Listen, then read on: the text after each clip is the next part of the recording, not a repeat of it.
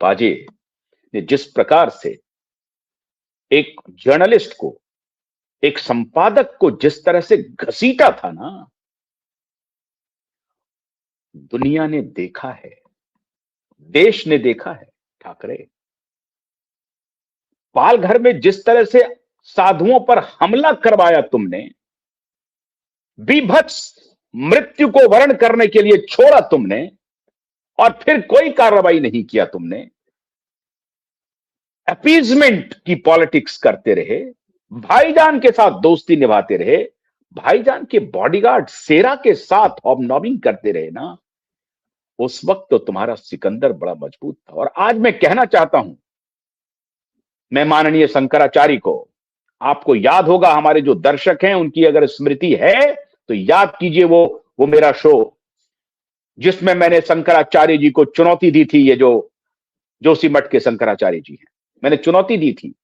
हालांकि मुझे बहुत खुशी है कि माननीय शंकराचार्य जी ने, मैं अगर गुस्से में कुछ ज्यादती हो गई होगी तो मैं माफी भी मांगता हूं, लेकिन मुझे खुशी है कि माननीय शंकराचार्य जी ने खुद को करेक्ट किया और उनको इस बात का एहसास हुआ कि ये फर्जी आदमी, एक क्रिमिनल आदमी के समर्थन में हमारे जो दलाल हैं वो हमको लेके चले गए थे, क्योंकि उनको तो कुछ मालूम नहीं था बेचारे को।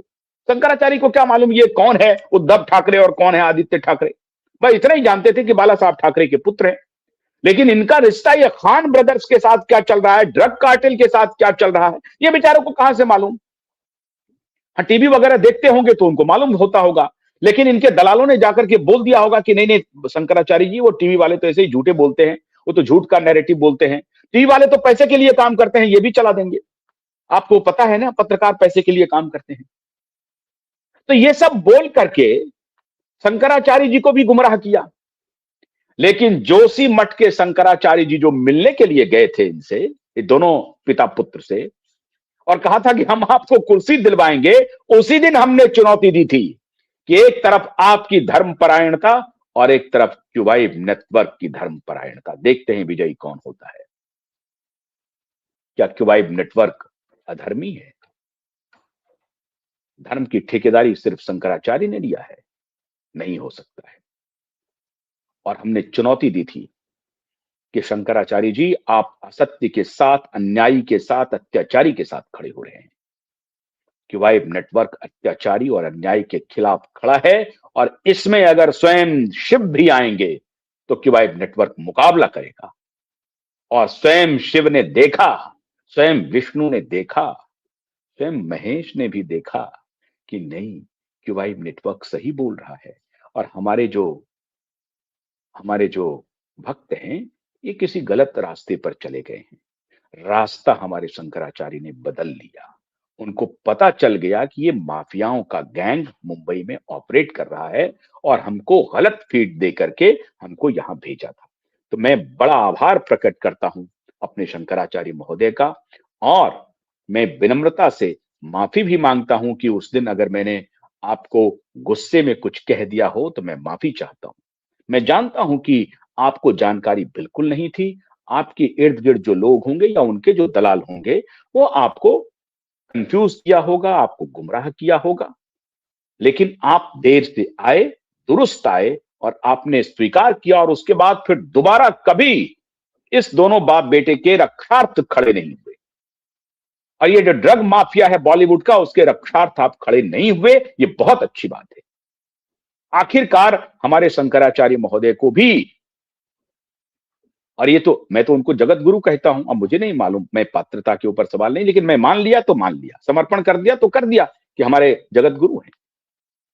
तो जगत गुरु शंकराचार्य ने भी खुद को करेक्ट किया और वो धर्म के रास्ते पर चलने को तैयार हुए, और उनको पता चला कि ये पिता पुत्र किस प्रकार से मुंबई महानगर पालिका को लूटने खसूटने के लिए सिर्फ काम करता है, और इसलिए गुंडागर्दी करता है। क्योंकि ये जो पिता पुत्र है, इसको यहां माया नगरी दिखाई पड़ती है, और माया नगरी अपने आप में बहुत बड़ा बाजार है, और उसी बाजार के सहारे सिर्फ खाली मुंबई का लैंड, मुंबई का ट्रांसपोर्ट, मुंबई का स्कूल, मुंबई का हॉस्पिटल, मुंबई का डिस्पेंसरी नहीं, मुंबई का रोड, मुंबई का ब्रिज नहीं, उसके बहाने जो माया नगरी का बाजार होता है ना, उस पर बड़ा, अब आप भाई वहां पर कोई माया नगरी के जो एक्टर्स हैं, वो इनसे कैसे बगावत लेते, क्योंकि ये वहां पर लैंड पर कब्जा था, ट्रांसपोर्ट पर कब्जा था, स्कूल पर कब्जा था, हेल्थ पर कब्जा था,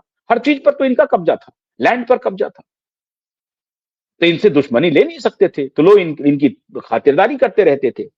अब वो खातिरदारी खत्म, वो धंधा खत्म, धंधा मंदा नहीं, बंद।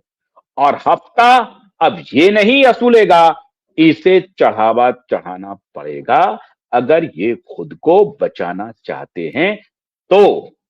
तो बस इंतजार कीजिए उस दिन का, 20 जनवरी का। वो भी दिन आएगा जब हम और आप उत्साह से भरेंगे, उत्साह से नहीं, अत्याचारी और अन्यायी को प्रकृति सजा देती है, ये सत्य एक बार विजयी होगा। हम इन्हें प्रताड़ित करके, हमारी कोई जाति दुश्मनी नहीं है, लेकिन असत्य के साथ सत्य को जिस तरह से इन्होंने तोड़ा है, अन्यायी को जिस तरह से इन्होंने बढ़ावा दिया, और आज भी कुछ बिके हुए दलाल पत्रकारों के सहारे ये चलते हैं, हमें उम्मीद है मित्रों कि वो दलाल पत्रकार अब सचेत हो जाएंगे, वरना ये देश उन्हें भी माफ नहीं करेगा। न्याय शुरू हो गया है, न्याय मिल गया है, दिशा और सुशांत की आत्मा को न्याय मिल चुका है। अब तो औपचारिकता बाकी है अदालत में। बहुत बहुत शुक्रिया। नमस्कार।